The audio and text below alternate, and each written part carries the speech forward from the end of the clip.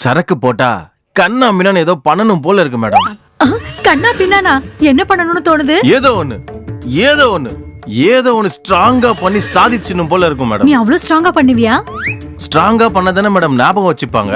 நீ ஸ்ட்ராங்கா பண்ணுவேன்னு சொன்னா நான் எதுக்கு உன்னை வேண்டான்னு சொல்றேன்னு சொல்லு. இப்பெல்லாம் எங்க ஸ்ட்ராங்கா பண்றவன் கண்ணுல மாட்றான். ஆஹா, நீங்க இப்படி என்கரேஜ் பண்ணும்போது இப்பவே ஏதோ ஒன்னு ஸ்ட்ராங்கா பண்ணணும் போல இருக்கு மேடம்.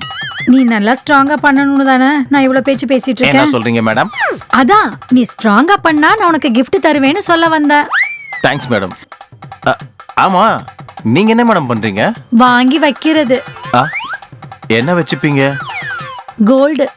கோல்ட வாங்கி வச்சுட்டு காசு கொடுப்பேன். வட்டி வியாபாரம்.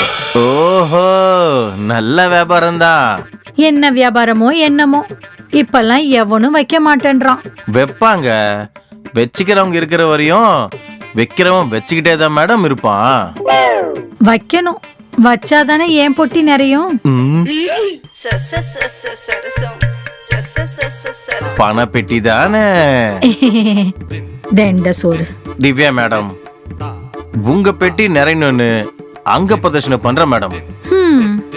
என் பெட்டி நிறையணும்னா நீ பண்ண வேண்டியது பிரதட்சணம் இல்லடா, பர்ஃபார்மன்ஸ்.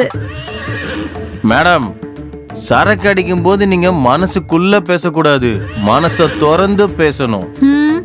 அப்போல இருந்து நான் இதே தான் சொல்லிட்டு இருக்கேன். உன் காதுல தான் கேட்கல. உன் காதை எடுத்துட்டு போய் நல்ல ஏஎன்டி டாக்டர் கிட்ட காமி. சரக்கு அடிச்சா இந்த எல்லாமே வேலை செய்யுமே. அப்ப சரக்கு அடிக்கலனா உனக்கு வேலை செய்யாதா? ஐயோ, அது இல்ல மேடம். சரக்கு அடிக்கிறதுக்கு முன்னாடி சிங்கிள் டோஸ்ல வேலை செய்யும், சரக்கு அடிச்சதுக்கு அப்புறம் டபுள் டோஸ்ல வேலை செய்யும்னு சொல்றேன். அப்போ உன்னோட டபுள் பர்ஃபார்மன்ஸ்னால என்ன டபுள் கா மிட்டாய் சாப்பிட வைப்பியா?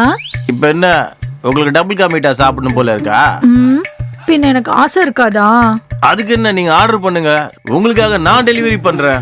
நீ எனக்கு தேவையான டபுள் கா மிட்டாய் டெலிவரி பண்ணணும்னா என்னோட டபுள் காட் மேல தான் பண்ணணும்.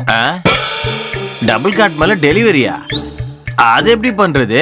டபுள் கான் மிட்டாய டபுள் காட் மேல தான் டெலிவரி பண்ணணுங்கிற விஷயமே தெரியலையே. நீ எல்லாம் ஒரு டெலிவரி பாயா? இந்த டெலிவரி டெஃபினிஷன் கொஞ்சம் டிஃபரெண்டா இருக்கே. அப்பா, இந்த டெலிவரி பாய்க்கு என்னோட டிக்ஷன் டெலிவரி ஆக மாட்டேங்குதே. மேடம், எனக்கு கொஞ்சம் ட்ரைனிங் கொடுங்க மேடம், தெரிஞ்சுக்கிறேன். அப்படின்னா நான் இனிமே உனக்கு டெய்லி ஸ்பெஷல் கிளாஸ் எடுக்க வேண்டியதுதான். எடுத்துக்கோங்க டீச்சர். நீங்க கத்து கொடுத்த பாடலாம் கத்துக்கிட்டு பெரிய ஆளாகிறேன் நானு. நீ பெரிய ஆளானா எனக்கு என்னையா பிரயோஜனம்? என்ன பண்ணுமோ சொல்லுங்க மேடம், பண்ணிடுறேன். ஒரு பேமெண்ட்டை தவிர. எனக்கு பேமெண்ட் எல்லாம் தேவையில்லை, பெர்ஃபார்மன்ஸ் தான் தேவை. 100% பர்ஃபார்மன்ஸ் தருவேன் மேடம். 100 days பக்கா. நிஜமாவா? கன்ஃபார்மா மேடம். நீ கன்ஃபார்ம்னு சொல்றதுனால கட்டில் கூட ரெடி. கட்டில் மேல பர்ஃபார்மன்ஸா? கட்டில் மேல என்ன பர்ஃபார்மன்ஸ் பண்ணுவோம்? நீ கட்டில் மேல பண்ற பர்ஃபார்மன்ஸ்னால என்னோட வயிறு அப்படியே சந்தோஷத்துல பொங்கி வழியணும்.